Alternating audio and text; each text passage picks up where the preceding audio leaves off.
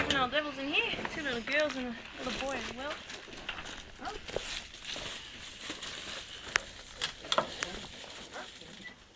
These are the 2 girls. You can see that they're pretty confident. And there's the little boy.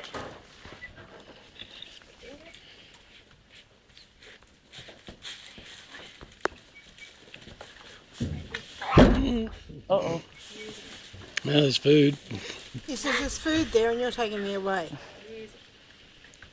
How? I keep doing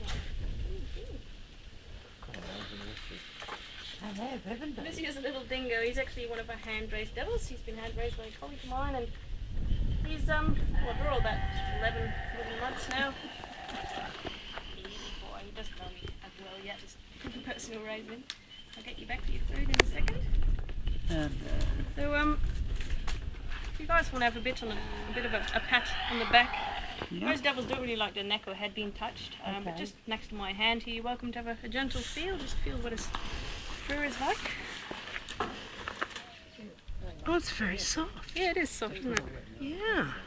So the fur of devils is actually weatherproof. If it rains, the rain doesn't really soak in. It sort of stays on the coat because it's quite oily. For that reason, it also feels quite soft. So they're very well protected against any environment, basically. Only 1 layer of hairs, but yeah, the oily bit and the thick skin protects them. Yeah. It's not too different from a dog or a cat, basically. Good boy. Yeah, beautiful, aren't you?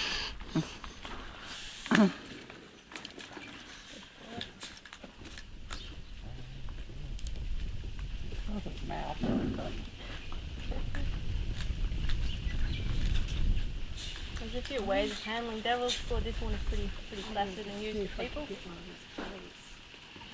Oh, look out for you. No, and then look down.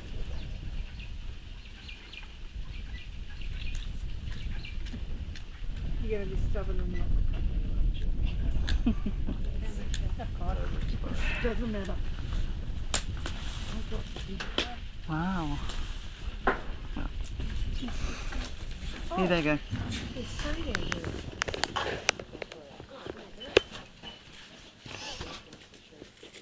It's very hard to see what's going on here.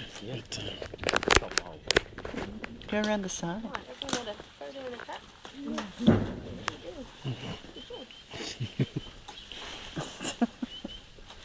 You can see that he's got quite a few whiskers on him, all around his face.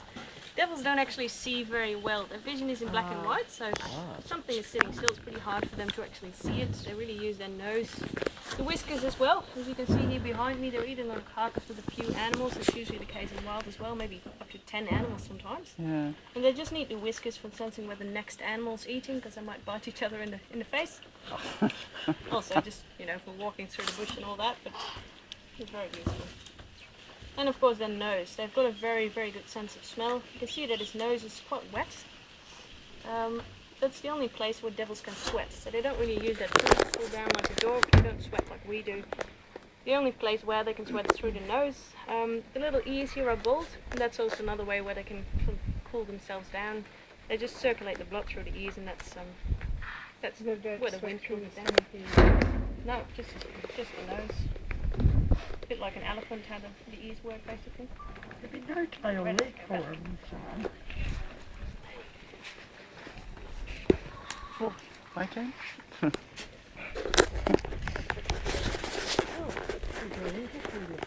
it might be a bit of a hiking thing as well.